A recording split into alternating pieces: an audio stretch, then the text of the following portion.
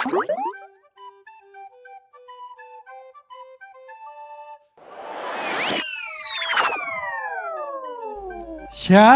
Super Kids, apa kabar? Wah, luar biasa ya. Kita dapat beribadah lagi di tempat ini. Gimana? Anak-anak Super Kids tetap sehat ya, tetap kuat ya, dan tetap jaga kondisi. Apapun keadaannya sekarang, cuaca di luar mungkin lagi panas, tiba-tiba hujan, tetap harus banyak makan.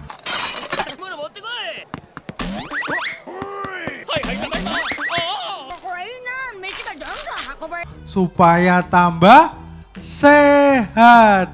Ya, sebelum kita masuk firman, yuk tutup mata, lipat tangan. Tuhan Yesus, hari ini kami mau belajar firman-Mu. Berikan kami hikmat Tuhan, agar firman yang kami dengar dan kami lihat bisa menjadi rema di dalam kehidupan kami. Terima kasih Tuhan, dalam nama Yesus. Haleluya. Amin. Puji nama Tuhan. Anak-anak Super Kids yang luar biasa. Tahu nggak sih tema hari ini apa?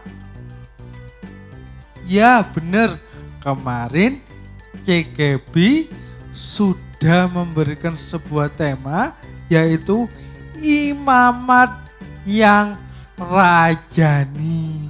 Apa sih Kak Yusa imamat yang rajani itu? Semua pasti bertanya, ayo apa yang dimaksud dengan imamat yang rajani? Imamat aja aku gak tahu Kak, apalagi rajani.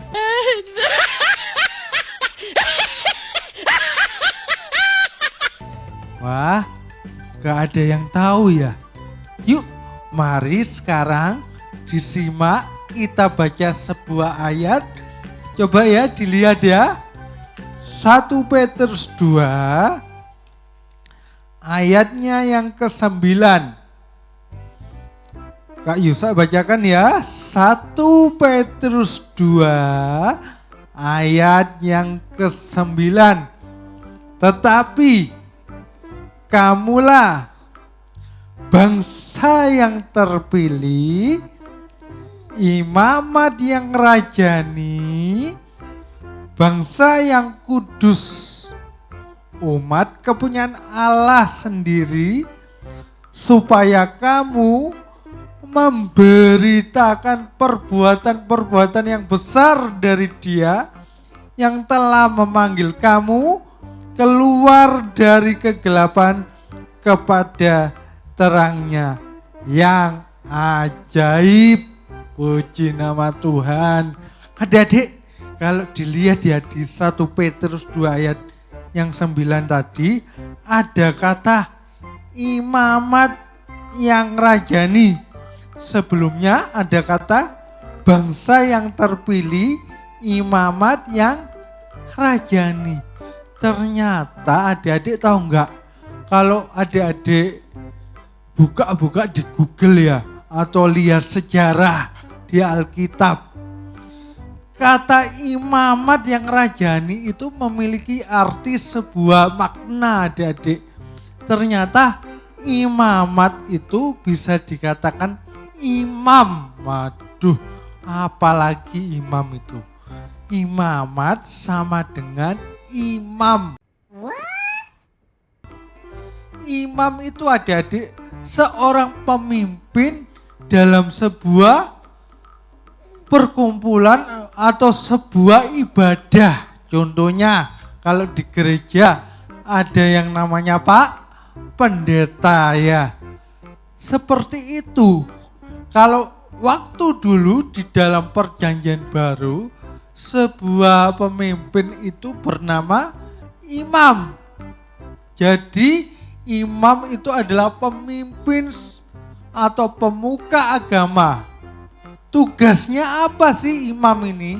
Tugasnya yaitu perantara antara Allah dengan manusia. Waduh, perantara itu apa sih, Kak? Perantara itu adalah orang yang menghubungkan, ya. Sekali lagi, perantara adalah orang yang menghubungkan antara Tuhan dan manusia. Antara Tuhan dan manusia melalui seorang imam. Kalau rajani itu apa sih, Kak? Kalau rajani, adik-adik, itu bisa dikatakan sebagai istana. Jadi imamat yang rajani bisa diartikan seorang imam yang bertugas di sebuah tempat yang besar atau sebuah istana. Sekarang pertanyaannya, tugasnya imam kan sebagai perantara. Kerjaannya imam itu apa, Kak, kalau menjadi perantara antara Tuhan dan manusia? Tugasnya yaitu berdoa dan juga memberitakan perbuatan-perbuatan besar. Hey, that's pretty good. Jadi tugasnya juga berdoa, terus mempersembahkan korban dan memberitakan perbuatan-perbuatan yang besar. Artinya tugasnya imam yaitu memperkenalkan Tuhan untuk umatnya.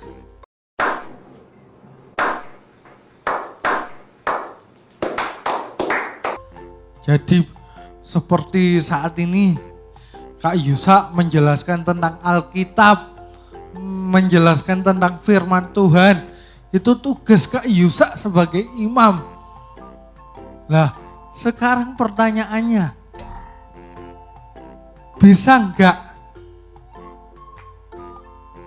kita menjadi sebuah atau seorang imam? Ayo, siapa yang di sini ingin menjadi seorang imam? Tugasnya yaitu tadi berdoa, memberikan korban kepada Tuhan, memberitakan kebenaran firman Tuhan. Ayo, siapa yang mau?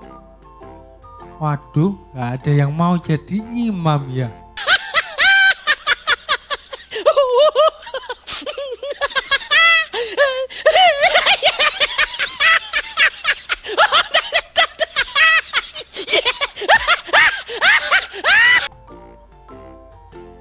Apa? Sulit.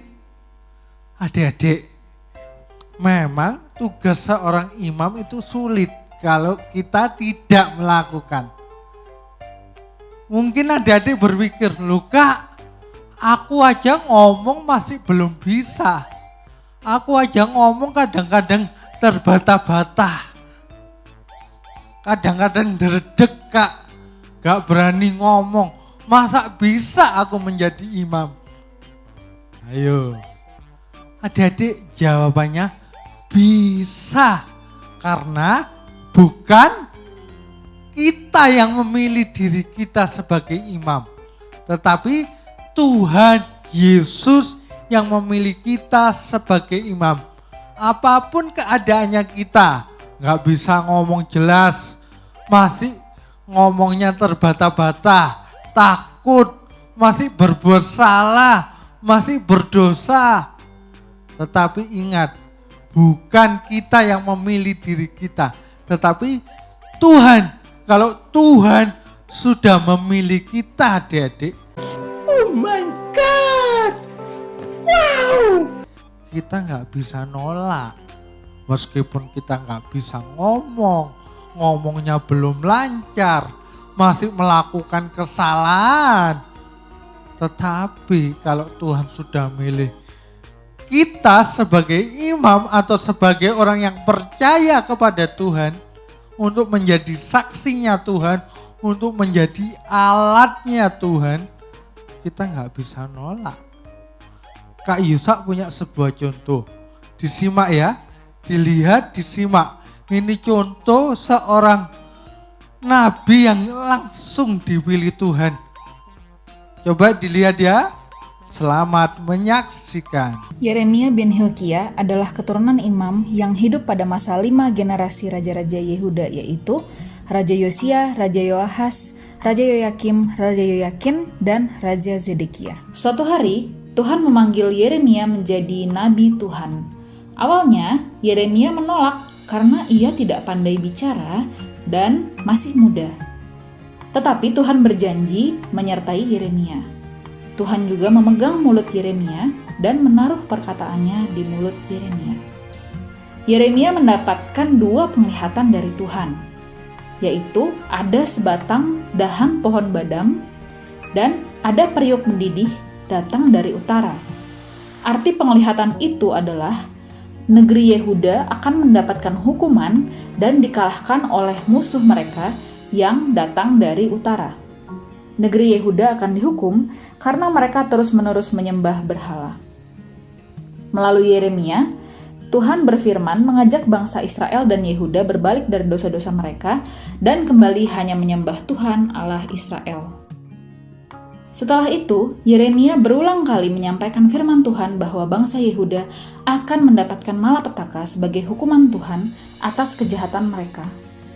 Bangsa Yehuda dihukum karena sekalipun mereka melakukan ritual ibadah yang sepertinya baik, mereka tetap hidup dalam dosa-dosa, yaitu menyembah Allah lain, para nabi dan imamnya menyebarkan pengajaran palsu, menolak pengajaran Tuhan, mencuri, membunuh, berzinah, dan bersumpah palsu. Hukuman yang akan menimpa mereka adalah akan datang bangsa dari utara yang menyerang dan mengalahkan bangsa Yehuda. Kemudian banyak rakyat Yehuda yang akan mati dan tanah Yerusalem dan Yehuda akan menjadi sunyi sepi. Nah, ya, keren bukan ceritanya? Kisah dari Nabi Yeremia. Kita lihat tadi, Nabi Yeremia dipilih Tuhan, dipanggil Tuhan langsung untuk menjadikan dia seorang hamba, menjadikan Yeremia seorang pelayan Tuhan. Kalian tahu ya adik-adik, Yeremia nggak pandai ngomong. Dia ngomongnya masih terbata-bata. Tetapi kalau Tuhan sudah memilih Yeremia, Yeremia nggak bisa nolak. Tetapi Tuhan akan melengkapi Yeremia. Begitu juga dengan kita adik-adik. Kalau kita sudah langsung dipilih oleh Tuhan, kita jangan pernah menolak. Dipilih jadi apa Kak? Jadi imam tadi, jadi perantaranya antara Tuhan dan manusia. Melalui apa Kak Yusa? Adik-adik, seorang imam mungkin pada saat zaman dulu dengan cara ngomong yang jelas, memberitakan firman. Tetapi sekarang kita dapat memberitakan firman Tuhan dengan tingkah laku kita, tindakan kita. Ya, jadi kalau adik-adik mengaku anak Tuhan, perbuatannya adik-adik harus sesuai dengan firman Tuhan. Tidak boleh mencontek, ya jangan nyontek. Tidak boleh memiliki barang milik orang lain, ya jangan memiliki. Tidak boleh bertengkar, tidak boleh berkata kotor. Harus sopan sama orang tua, harus taat sama orang tua. Itulah tugas kita sebagai imam saat ini. Bisa ya adik-adik? Pasti bisa. Yuk sekarang kita akhiri ibadah hari ini. Kita tutup mata, kita lipat tangan, kita berdoa ya. Tuhan Yesus, terima kasih. Hari ini kami sudah belajar kebenaran firman-Mu. Tuntun kami Tuhan, agar kami bisa melakukan di dalam kehidupan kami. Terima kasih Tuhan, di dalam nama Tuhan Yesus. Haleluya. Amin. Sampai bertemu minggu depan ya. Shalom.